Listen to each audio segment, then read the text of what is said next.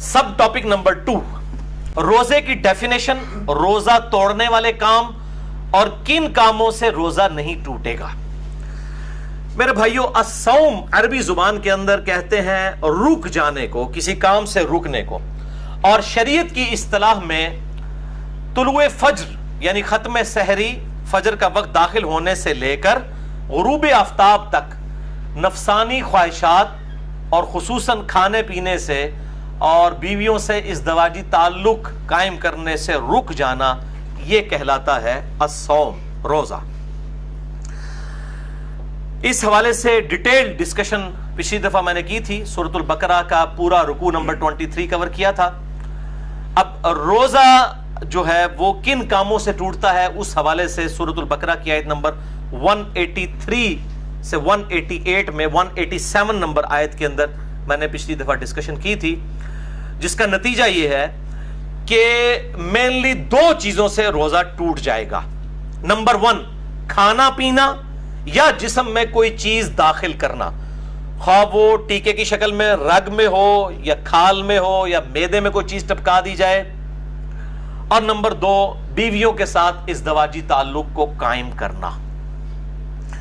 और सही बुखारी में इसको सपोर्टिव एक तालीकन रवायत मौजूद है, जिसकी सही इस्नाद अल मुसन्नफ इब्न अबी शैबा में और बाकी किताबों में आपको मिल जाएंगी। बहरहाल बुखारी में इमाम बुखारी 1938 नंबर हदीस की हेडिंग में ये लेकर आए हैं। इब्न अब्बास का कौल, वो फरमाते हैं कि रोजा जिस्म में कोई शय दाखिल करने से टूटेगा, कोई शय निकालने से नहीं टूटेगा।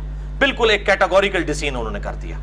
कोई चीज निकलेगी उससे रोजा नहीं टूटेगा, पेशाब निकला या कै किसी को आ गई, इसी तरीके से खुद ब खुद इह्तिलाम नाइट फॉल वाला मसला हो गया, उस हवाले से रोजा नहीं टूटेगा। अलबत्ता एक एक्सेप्शन है जो औरतों के मेंसेस के हवाले से है, वो रोजा उसी वक्त टूट जाएगा और उसकी कज़ा जो है वो बाद में करनी होगी। तो इस हदीस के तहत कि जिस्म में चीज दाखिल करने से रोजा टूट जाएगा, टीका हो, ड्रिप हो या ब्लड डोनेशन हो, खून किसी को देना हो, किसी ने यानी खून लगवाया अपने जिस्म के अंदर, या सिगरेट पीना हो, इन सब चीजों से रोजा टूट जाएगा। अलबत्ता एक थोड़ी सी आसानी एक्सेप्शन के तौर पर अगर दी जा सकती है, तो जो दमे के दायमी मरीज हैं उनके लिए इनहेलर का जो इशू है। बाकी जो वक्ती तौर पे मरीज हैं उनके लिए तो है कि वो रोजा छोड़ दें और उसको जो है वो ना रखें, उसकी जगह फिदिया दे दें, वो इंशाल्लाह अगली दफा आएगा। जो वर्स कंडीशन है या किसी को वक्ती तौर पर कोई रोजा जो है वो छोड़ना पड़ गया या तोड़ना पड़ गया, तो बाद में उस एक रोजे की कज़ा कर ले। लेकिन जो ये दायमी मरीज हैं जिनको सांस का मसला है, दमे का प्रॉब्लम है और वो इनहेलर यूज करते हैं, उनके लिए एक एक्सेप्शन इज्तिहादन दी जा सकती है उस हदीस के तहत जो बुखारी और मुस्लिम दोनों में है। मिशकात में है 3724 कि आप सल्लल्लाहु अलैहि वसल्लम जब भी किसी सहाबी को कोई पोस्ट देकर, गवर्नर बनाकर, खुसूसन इसमें आता है माज़ इब्न जबल और अबू मूसा अशरी को भेजा और इसके अलावा भी बाकी सहाब को भेजते, तो उनसे 3 बातें इरशाद फरमाते हैं। नंबर 1, लोगों के लिए आसानी पैदा करना, तंगी ना करना। नंबर 2, खुशखबरी सुनाना, नफरत ना दिलाना। नंबर 3, इत्तफाक रखना, इख्तलाफ ना करना। लेकिन ये इत्तफाक जो है वो झूठ की बुनियाद पर नहीं होना चाहिए, इल्मी दलाइल की बुनियाद के ऊपर। ये ना हो कि वो इत्तफाक के चक्कर में आप तौहीद के ऊपर भी, खत्म नबूवत के ऊपर भी कंप्रोमाइज कर लें। ये वो इत्तफाक नहीं है, वो फसाद है। तो इस हदीस के तहत इनहेलर वाला जो इशू है, इसके ऊपर उलमा की 2 राय हैं और मैं भी ये समझता हूँ कि जो उलमा कहते हैं कि रोज़ा नहीं टूटता, वो राय ज़्यादा मजबूत है, क्योंकि एक परमानेंटली एक बंदे के साथ इशू लगा है। और अगर वो कहते हैं रोज़ा टूट जाता है, फिर जिन लोगों का ये मौक़िफ़ है कि इनहेलर से रोज़ा टूटता है, उनको फिर बिल्कुल मैदान अमल में उतर के ये कहना चाहिए कि जो दमे के मरीज़ और इनहेलर यूज़ करने वाले मरीज़ हैं उन पर रोज़ा फ़र्ज ही नहीं है, वो सिर्फ फिदिया दिया करें, तो फिर उनका इज्तिहाद मुकम्मल होगा। मैं उनके साथ हूँ, जुरत करें ये कहें फिर कि उन पर रोज़ा नहीं, जुरत करके कहें ना। जब वो इनहेलर वाला इशू है तो कभी भी रोज़ा नहीं रख सकता, क्योंकि उसके साथ प्रॉब्लम रहता है कंटिन्यूसली। तो यही कहें कि फिर वो रोज़ा ना रखे, फिदिया दे, तो बिल्कुल ये इज्तिहाद भी एंडोर्स होगा, इसके ऊपर कोई फतवा नहीं होगा अगर कोई इज्तिहाद के साथ ये मामला करता है। इसी कॉन्टेक्स्ट में जो खून देना है, डोनेट करना है, ब्लड कोई दे किसी को, अपना खून निकाले, तो जाहिर है वो निकल रहा है और वो इब्न अब्बास का कौल है कि निकलने से कोई चीज रोजा नहीं टूटेगा। تو اس حوالے سے بخاری و مسلم کی ایک حدیث ہے مشکات میں 2002 کہ ابن عباس کہتے ہیں کہ نبی صلی اللہ علیہ وآلہ وسلم احرام کی حالت میں بھی اور روزے کی حالت میں بھی الحجامہ یعنی پچھنے لگوایا کرتے تھے، جسے ہم کپنگ کہتے ہیں، یہ طریقہ علاج ہے جس میں خون نکالا جاتا ہے۔ تو روزے کی حالت میں آپ صلی اللہ علیہ وآلہ وسلم خون نکلوا لیا کرتے تھے، تو بلڈ ڈونیشن بھی اسی کے اندر آئے گی۔ اگر خون نکال لیا جائے جسم سے تو روزہ نہیں ٹوٹے گا۔ البتہ اس میں ایک ایکسیپشن ہے، وہ صحیح بخاری میں حدیث ہے مشکات میں 2016 کہ انس بن مالک سے پوچھا گیا کہ آپ لوگ روزہ دار کے جو پچھنے لگوانے ہیں الحجامہ، اس کو نبی صلی اللہ علیہ وآلہ وسلم کے دور میں مکروہ کیوں جانتے تھے؟ تو انس بن مالک نے کہا کہ ہم اسے مکروہ نہیں جانتے تھے، یہ بالکل ٹھیک ہے، ہاں مگر کمزوری کے سبب۔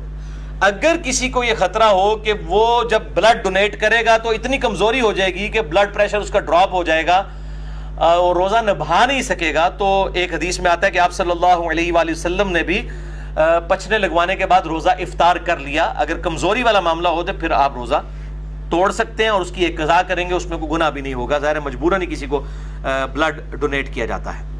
اس حوالے سے صحیح بخاری میں تعلیقاً ایک روایت ہے مشکات میں 2017 کے ابن عمر روزہ کی حالت میں حجامہ کروایا کرتے تھے، پھر چھوڑ دیا، یعنی جب بوڑھے ہو گئے، کمزور ہو گئے، تو پھر وہ رات کے وقت میں الحجامہ کروایا کرتے تھے، پچھنے لگوایا کرتے تھے۔ اب اسی پہ جو کہہ والا ایشو ہے وامٹنگ کا، الٹی کر دینا جسے ہم کہتے ہیں اپنی مادری لینگویج میں، وہ بھی ہوگا کہ اگر کسی پہ کمزوری طاری ہو جائے الٹی کرنے کے بعد تو ٹھیک ہے، وہ روزہ اپنا اسی وقت کھول لے، بعد میں ایک قضا کر لے۔ اور اگر اس کو خود بخود جو الٹی آئی ہے، کیا آئی ہے، اس کے بعد وہ روزہ چلا سکتا ہے، چلائے، کوئی روزہ نہیں ٹوٹے گا، کیونکہ جسم سے چیز باہر نکلی ہے۔ صحیح بخاری 1938 کی ہیڈنگ تعلیقاً کہ نکالنے سے کوئی چیز روزہ نہیں ٹوٹے گا۔ کیا کا مسئلہ جو ہے جامع ترمذی، سنن ابی داؤد اور مشکات میں 2008 ہے کہ نبی صلی اللہ علیہ وسلم کو ایک دفعہ قے آئی تو آپ نے روزہ افطار کر لیا، یعنی کھول لیا۔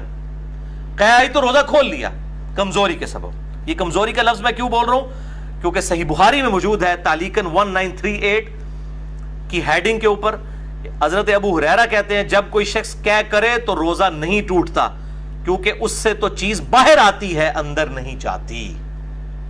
اور ابن عباس کا بھی قول ساتھ موجود ہے کہ روزہ ان چیزوں سے ٹوٹتا ہے جو جسم کے اندر داخل کی جاتی ہیں، نہ کہ ان چیزوں سے جو باہر نکالی جاتی ہیں۔ ان کی پوری اسناد مصنف ابن ابی شیبہ میں اور باقی کتابوں میں موجود ہیں، بخاری میں بھی تعلیقاً موجود ہیں۔ البتہ وہ حدیث جو پبلک میں مشہور ہے وہ بڑی کمزور ہے، ترمذی، ابو داؤد اور ابن ماجہ میں مشکات میں 2007 کہ آپ صلی اللہ علیہ وآلہ وسلم نے فرمایا جو شخص خود جان بوجھ کر کیا کرے انگلی ڈال کے، اس کا روزہ ٹوٹ گیا، اب وہ اس کی قضا بھی کرے گا۔ اور جس کو خود بخود آ جائے، یعنی خود نہیں اس نے کی ہے، آٹومیٹکلی آ گئی طبیعت کی خرابی کی وجہ سے، تو اس کا روزہ نہیں ٹوٹے گا۔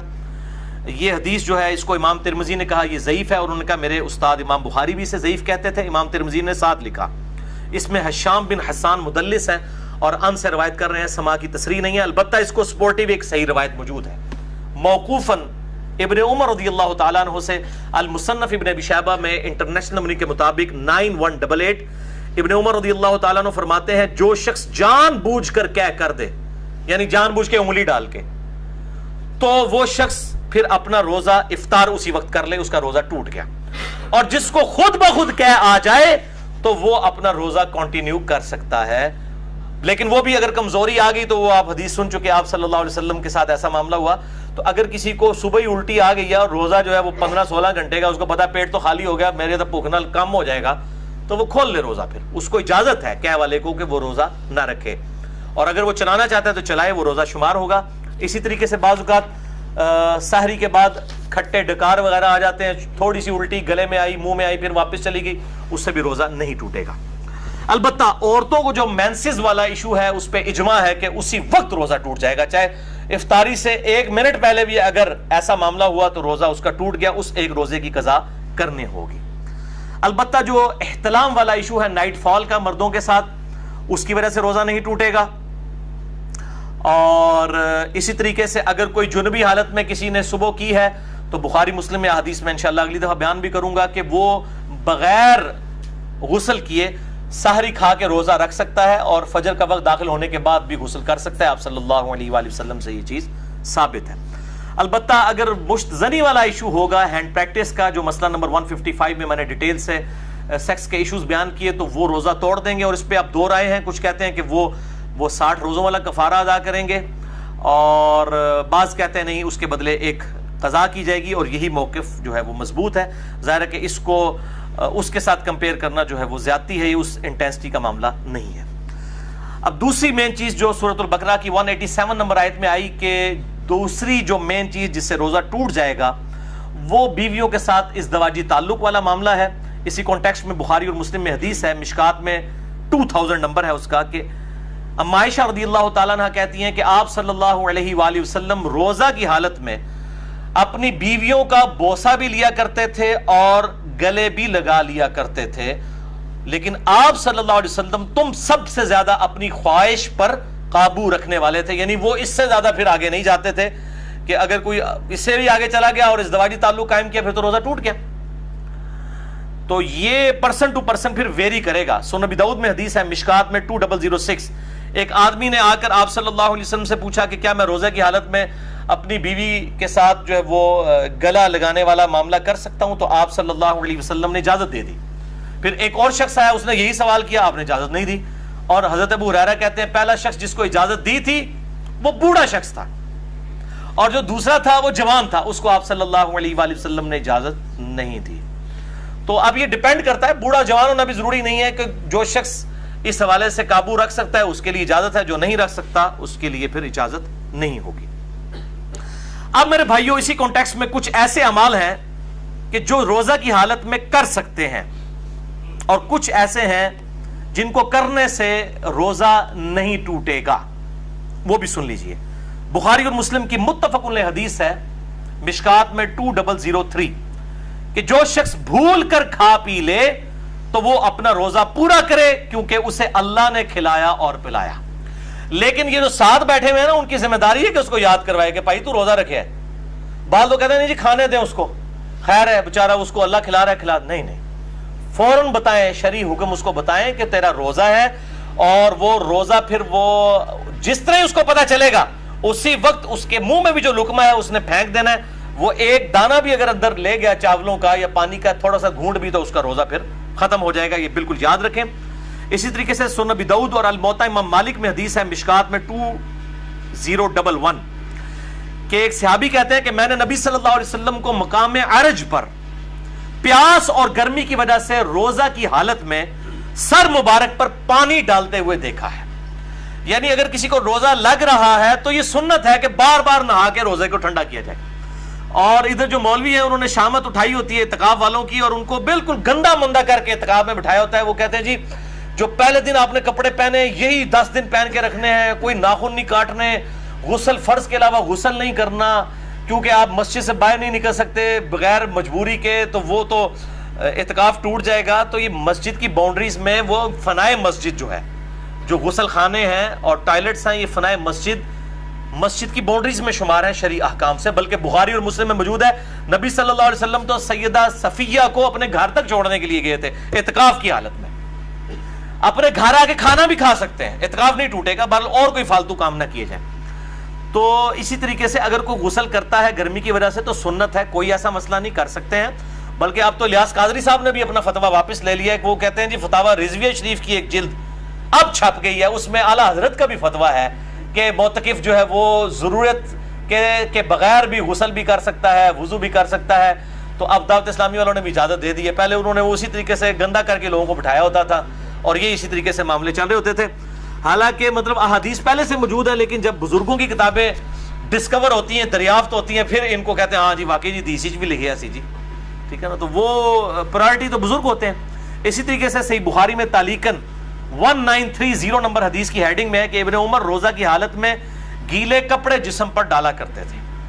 یہاں پہ بھی ہمارے پنجاب کے اندر رواج ہے، جب زیادہ گرمی ہوتی ہے لوگ رومال جو ہے وہ گیلا کر کے کپڑوں کو بھی گیلا کرتے ہیں. لیکن اس میں آپ اپنے کپڑے گیلے کریں، یہ لوگوں کے اوپر جو پانی پھینکتے ہیں اور کہتے ہیں جی کسی بڈھے تو پانی سے اٹھو بارش ہوتی ہے، یہ بالکل غلط بات ہے. اس طریقے سے کسی کے ساتھ یہ کام نہ کریں. اپنے ساتھ ضرور آپ کرنا چاہتے ہیں کریں، اور ایسا معاملہ بھی نہ ہو کہ آپ نے اتنے باریک کپڑے پہنے ہیں کہ آپ ان کو بالکل گیلا کر لیں اور آپ کپڑوں میں ہی ننگے نظر آ رہے ہوں. یہ اس چیز کا بھی اہتمام کرنا چاہیے.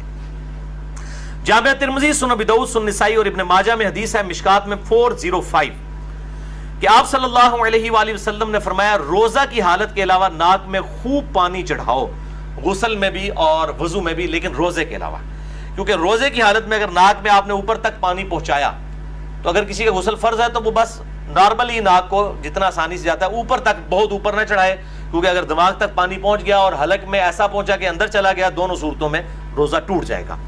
وضو، غسل، تیمم اور استنجا کے اوپر مسئلہ نمبر 42 میرا اہل سنت پاک .com ہماری ویب سائٹ پہ دیکھ سکتے ہیں۔ اب میرے بھائیوں کچھ اہم فقہی مسائل جلدی جلدی کور کر دوں۔ صحیح بخاری میں 1930 سے لے کر 1938 تک یہ جو کل 9 احادیث کی ہیڈنگز کے اندر امام بخاری تعلیقاً لے کر آئے ہیں، اور مکمل اسناد اس کی المصنف ابن ابی شیبہ میں موجود ہے بڑی ڈیٹیل کے ساتھ، اور اکثر چیزوں کے اوپر تو ان پہ اجماع ہے۔ نمبر 1 صحیح بخاری میں تعلیقاً ہے، عامر بن ربیعہ کہتے ہیں کہ نبی صلی اللہ علیہ وآلہ وسلم کو میں نے روزے کی حالت میں اتنی دفعہ مسواک کرتے دیکھا ہے کہ میں شمار بھی نہیں کر سکتا۔ تو روزہ دار مسواک بھی کر سکتا ہے، ٹوتھ برش بھی کر سکتا ہے، لیکن ٹوتھ پیسٹ سے اجتناب کرے، اس میں ٹیسٹ والا معاملہ ہے، اور اس کے ٹیسٹ کو مسواک کے اوپر قیاس نہ کرے۔ البتہ اگر کوئی ٹیسٹ والا معاملہ کر بھی لیتا ہے تو روزہ نہیں ٹوٹے گا، کیونکہ جب تک حلق سے نیچے نہیں جاتا روزہ ٹوٹے گا نہیں، بچنے میں عافیت ہے۔ صحیح بخاری میں تعلیقاً ابن مسعود کا قول ہے کہ روزہ دار کنگھی اور تیل بھی لگا سکتا ہے بالوں میں۔ صحیح بخاری میں تعلیقاً انس بن مالک کا قول ہے کہ روزہ دار سرما بھی لگا سکتا ہے آنکھوں کے اندر، لیکن آنکھوں میں دوائی نہ ٹپکائیں، کیونکہ دوائی وہ سیدھی گلے کے حلق تک پہنچتی ہے، صرف سرمے کا مسئلہ ہے یا پانی کا، وہ جائز ہے۔ صحیح بخاری میں تعلیقاً ابن عباس کا قول ہے کہ روزہ دار ہنڈیا کا ذائقہ بھی چکھ سکتا ہے۔ چکھنے اور کھانے میں فرق ہے، چکھنا جو ہے وہ زبان کی نوک کے اوپر ہوتا ہے، یعنی نمک مرچ کو چکھ کے پھر تھوک دے۔ صحیح بخاری میں تعلیقاً حسن بصری تابعی کا قول ہے کہ اگر حلق میں خود بخود مکھی چلی جائے کسی کے تو روزہ نہیں ٹوٹے گا۔ صحیح بخاری میں تعلیقاً عطا بن ابی رباح کا قول ہے کہ اگر کلی کر کے پانی ایک دفعہ گرا دیا جائے، اس کے بعد جو تھوک میں نمی ہے حلق سے نیچے چلی جائے تو وہ روزہ نہیں توڑے گی، اور یہ مشکات میں 2018 پہ موجود ہے۔ بعض لوگ اتنے وہمی ہوتے ہیں، وہ جناب وضو کرنے کے بعد 10 دفعہ 20 دفعہ تھوکتے رہتے ہیں، ایک دفعہ تھوک دیا اس کے بعد جو نمی ہے وہ اندر چلی گئی، اس کی وجہ سے روزہ نہیں ٹوٹے گا۔ اللہ تعالیٰ نے لا یکلف اللہ نفسا الا وسعها، اور اس حوالے سے یہ جو شیطان کی پیروی ہے جو یہ بار بار جو لوگ اس حوالے سے کام کرتے ہیں۔